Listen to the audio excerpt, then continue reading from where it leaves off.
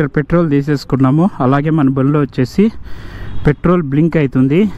ఇది అయిపోయేంత వరకు మన బైక్ని తోలుదాము. అయిపోయిన తర్వాత ఈ వాటర్ బాటిల్లో ఉండే పెట్రోల్ వచ్చేసి మన ట్యాంక్లో పోసేసుకొని ఇది వచ్చేసి లీటర్ పెట్రోల్ ఎంత మైలేజ్ వస్తుంది అనేది మీకు తెలిసిపోతుంది. లేట్ చేయ అమ్మ బడవా, ఇదే మైలేజ్ రా స్వామి. 250cc బండి 50.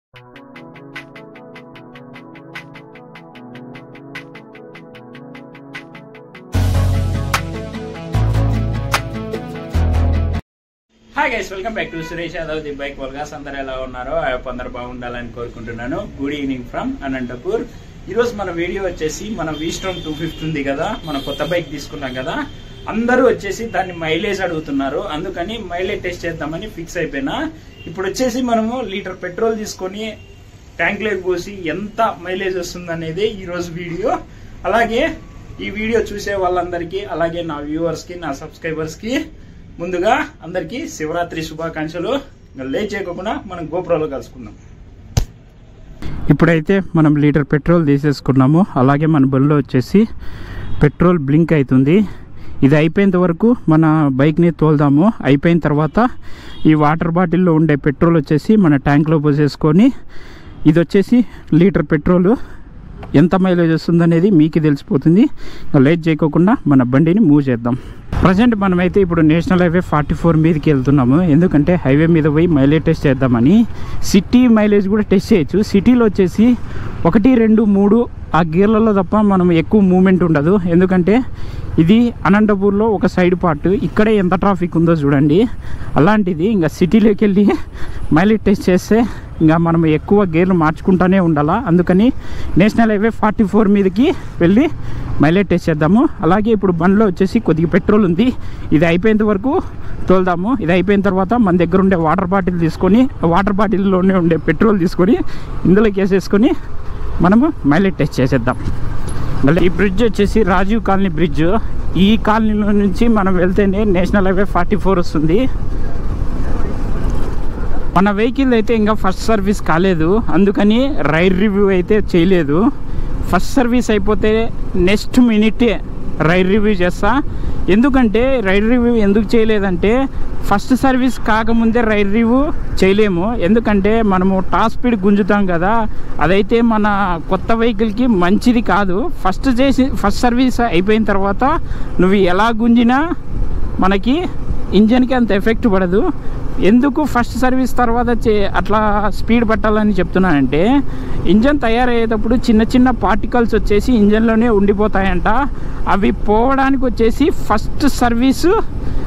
అందుకే అంత తక్కువ కిలోమీటర్స్కే ఫస్ట్ సర్వీస్ చేస్తారు.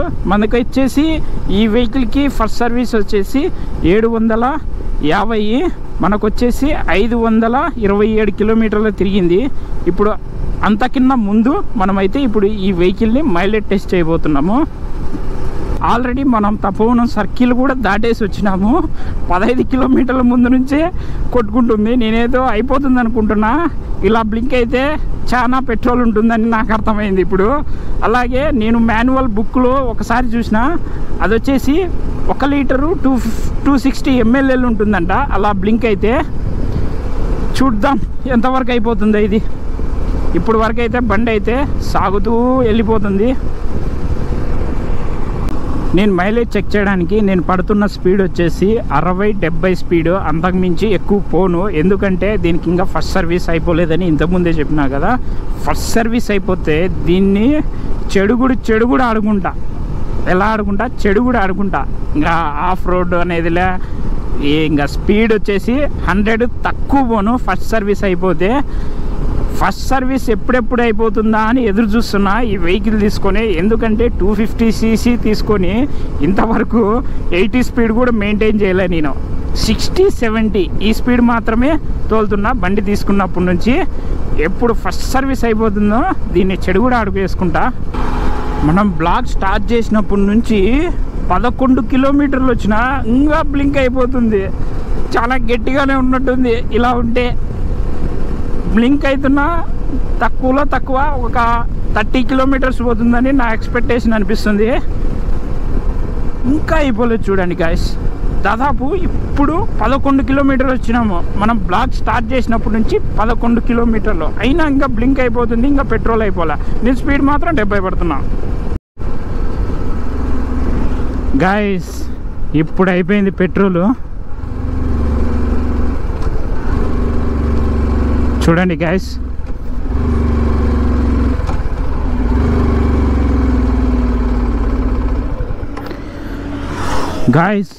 మొత్తానికి అయితే ఇది మైలేజ్ బ్రహ్మాండంగా ఇచ్చేటట్లుంది. ఎందుకు చెప్తున్నానంటే ఈ పాయింట్ బ్లింక్ అయినా కూడా 527 అని చెప్పినా కదా మీకు. నేషనల్ హైవే 44 మీద, ఇప్పుడు కూడా 44 మీదే ఉన్నాంలే. ఇప్పుడు వచ్చేసి 558 వరకు వచ్చింది చూడు, ఇలా బ్లింక్ అవుతూ.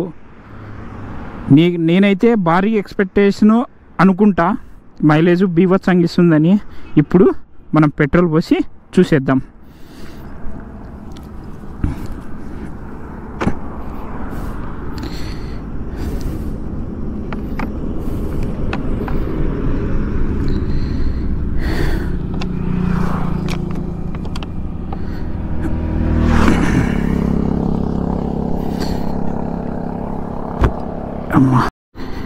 గాయస్ ఇదిగోండి గాయస్, లీటర్ పెట్రోలు.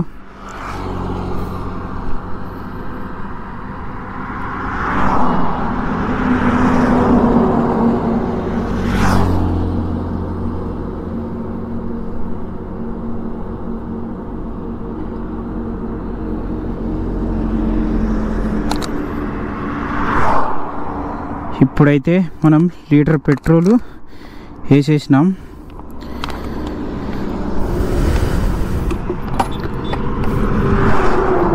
ఇప్పుడు వచ్చేసి మనం మీటర్ ఆన్ చేసి ఇగ్నిషన్ ఆన్ చేసి ట్రిప్ ఏనో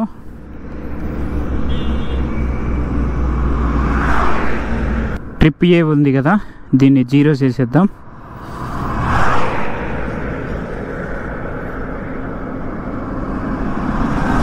ఎక్కడ పోయేది గైస్, 0 కనబడుతుంది కదా, 0 చేసేసిన. ఇప్పుడు మనము యూటర్న్ తీసేసుకున్నాం ముందర పోయి. ఇప్పుడు దీని అసలైన మైలేజ్ మనకు కనపడుతుంది.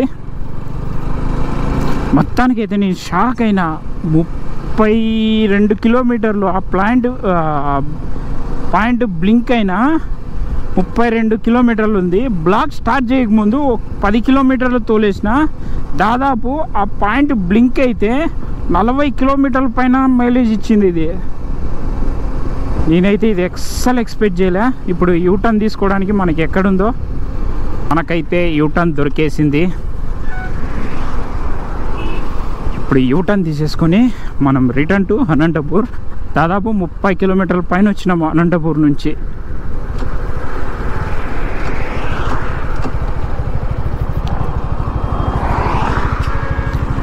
ఉంటాం లేరా స్వామి, ఆరని కొట్టద్దు. ఉంటాంలే, ఇంకా ఒకరికి ప్లేస్ దారి ఇచ్చినాము, నీకేమమ్మా గాయస్.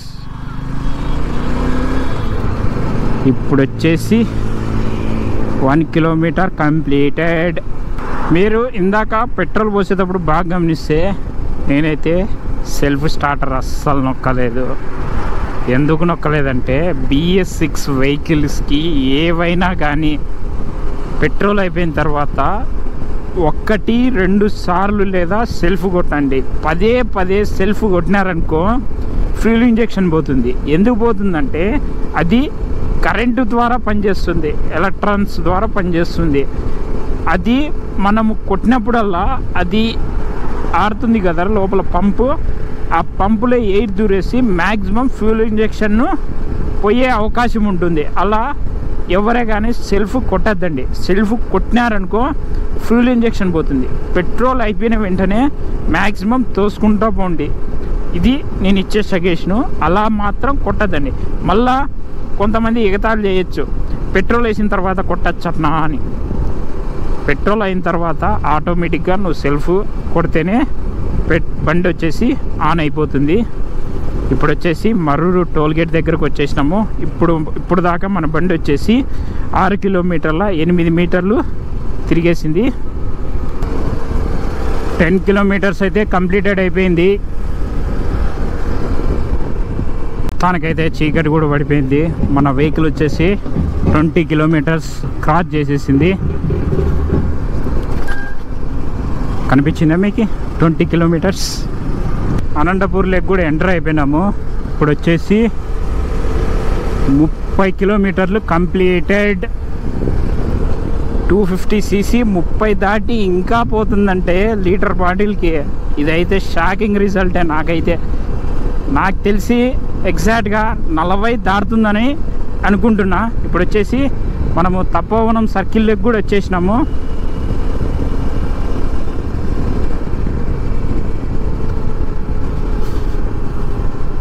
మొత్తానికైతే మనము సుజుకి వాళ్ళు చెప్పిన మైలేజ్ని దాటేసినాము.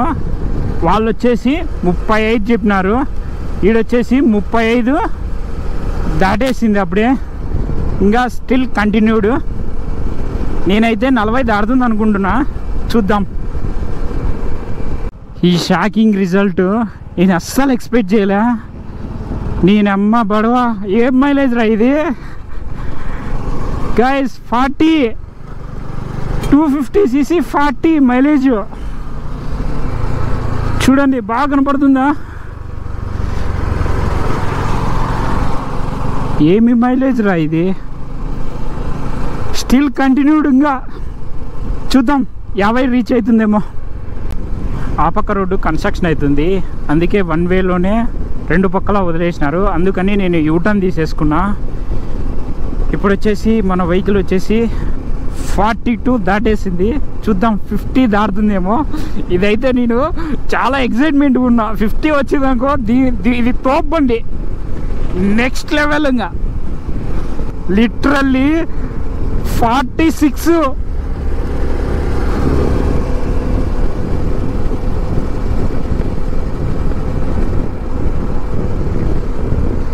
గాయ్స్, బండిలో పెట్రోల్ కూడా అయిపోయింది.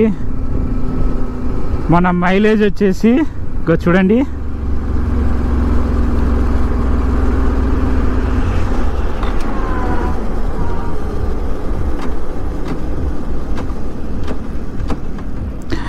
గాయ్స్ 46 వచ్చింది మైలేజ్.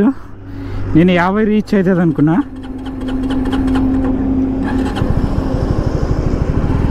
ఇంకా పోతుంది గాయ్స్. ఏయ్ ఇయాలి లెక్క. ఏయ్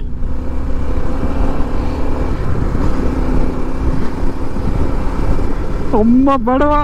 ఏయ్ గాయ్స్ 50 రావాలి ఇప్పుడు. ఇది పెద్ద షాకింగ్ న్యూస్. ఇంకా నాకు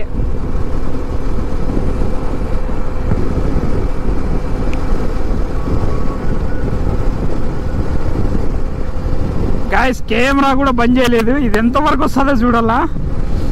నాకు తెలిసి 50 దాటాలా. 50 రీచ్ 47.